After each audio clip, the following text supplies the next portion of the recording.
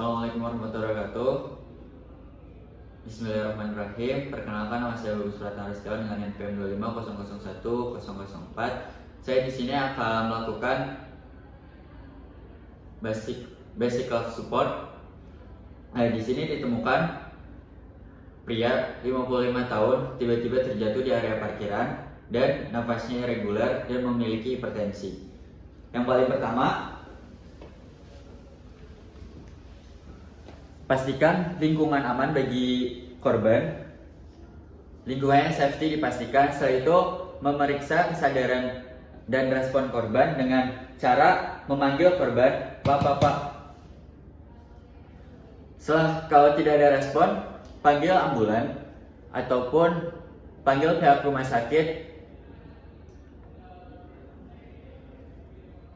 dan memastikan setelah di nelpon ambulan ataupun 911, pastikan jenis kelamin dan lokasi tempat korban.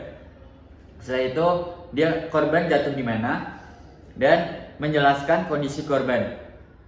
Di sini ditemukan adanya korban dengan usia 55 tahun terjatuh di area parkiran. Setelah itu, korban memiliki hipertensi dan nafasnya irregular. Karena tidak ada alat AED, maka di sini saya akan melakukan palpasi. Yang paling pertama, cek arteri karotid. Setelah itu, dengan menggunakan dua jari tengah dan jari telunjuk di antara kartiligo tiroid selama 5-10 detik. Jika tidak merasakan denyut arteri karotid dan tidak bernafas, mulailah lakukan CPR dengan 30 kali 2 selama 10 menit.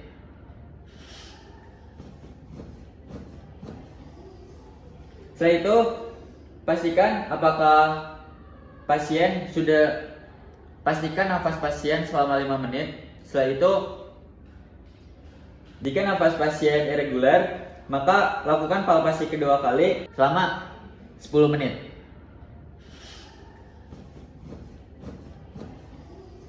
Setelah itu, kita akan melakukan pembukaan jalan nafasnya pada pasien dengan kita akan melakukan jaw thrust dengan cara membuka mulut pasien yang pastikan terbuka. Setelah itu, taruh alatnya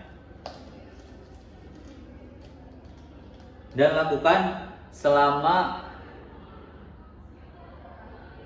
2 menit.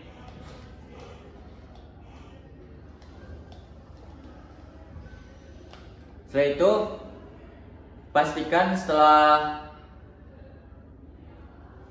itu apakah pasien sudah bernafas stabil ataupun tidak. Jika belum, lakukan kembali dengan seperti tadi dengan 2 menit.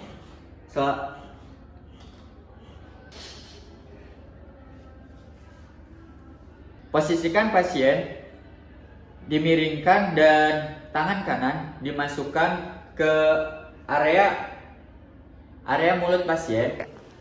Mengapa arteri karotis dipilih untuk pemeriksaan palpasi pada BLS? Karena arteri karotid ini dipilih karena merupakan arteri yang besar dan juga dekat dengan jantung. Mengapa perabaan palpasi arteri karotis hanya boleh maksimal 10 detik? Karena untuk pemeriksaan nadi dibatasi maksimal 10 detik agar tidak menunda tindak CPR ataupun resusitasi. Mengapa kedalaman kompresi dada 5-6 cm? Karena kedalaman 5-6 cm bagi orang dewasa itu diperlukan agar jantung tidak terlalu tertekan jantung tertekan cukup kuat sehingga darah dapat dipompa kembali. Mengapa perlu membuka jalan napas sebelum ventilasi? Karena untuk membuka jalan nafas sendiri itu bertujuan untuk mencegah sumbatan jalan nafas oleh lidah ataupun jaringan lunak, sehingga jalan nafas itu tidak dibuka. Udara yang diberikan saat ventilasi itu tidak masuk ke paru-paru secara efektif. Jika ada nadi tetapi tidak bernapas, mengapa hanya dilakukan ventilasi? Karena berarti jantung masih memompa darah sehingga kompresi dari dadanya itu tidak diperlukan.